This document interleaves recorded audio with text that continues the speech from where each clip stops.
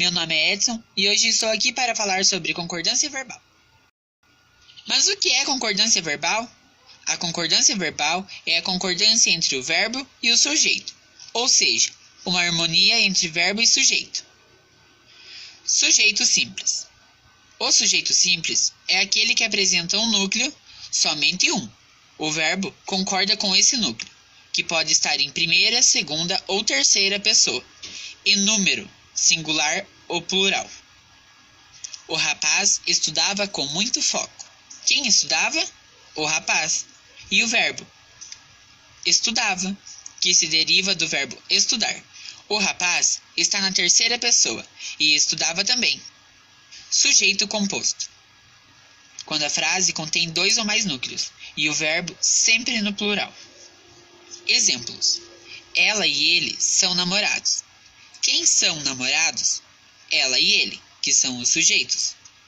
E o verbo é são, que deriva do verbo ser. Tu e ele fostes mais rápido. Quem foste?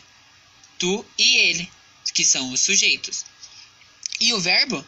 O verbo é foste, que deriva do verbo ir, que é um verbo invariável. Erros comuns. Fazem 10 dias. Faz 10 dias. Existem muitas expectativas. Existem muitas expectativas.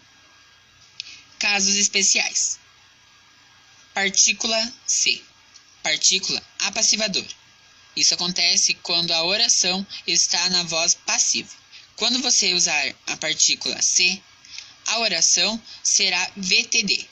Significa verbo transitivo direto. Verbo transitivo é aquele verbo que precisa do complemento, o verbo que não tem sentido sozinho. O direto é aquele que não tem preposição.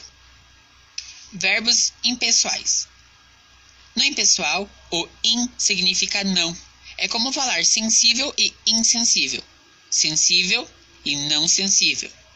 Se é verbo impessoal, isso quer dizer que não há sujeito. Exemplo. O verbo haver e o verbo fazer, quando não estão no sentido de existir, tempo corrido e fenômeno da natureza. Concordância com o verbo ser, quando em predicados nominais o sujeito for um dos pronomes, tudo, nada, isso, isto, aquilo. O verbo ser concordará com o predicado quando o sujeito for os pronomes interrogativos que ou quem. Indicações de horas, data, tempo e distância. A expressão será feita com a expressão numérica. Atenção! Em indicações de datas são aceitas as duas concordâncias, pois subentende-se a palavra dia.